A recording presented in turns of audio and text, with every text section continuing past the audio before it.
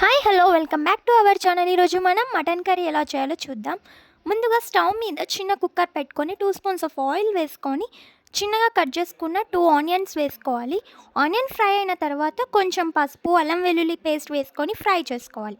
ఆ తర్వాత అన్నీ ఫ్రై అయిన తర్వాత మటన్ పీసెస్ వేసుకోవాలి. మటన్ ఫ్రై అయిన తర్వాత కొంచెం పుదీనా వేసుకోవాలి.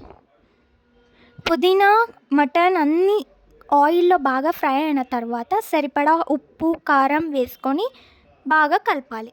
బాగా కలిపిన తర్వాత ఇప్పుడు మనం కొబ్బరి, కొంచెం కాజు మిక్సీ చేసుకున్న పేస్ట్ని వేసుకొని బాగా కలపాలి.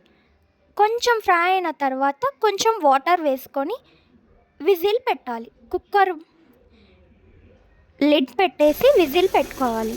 ఒక 5 విజిల్స్ పెడితే అయిపోతుంది, అంతే.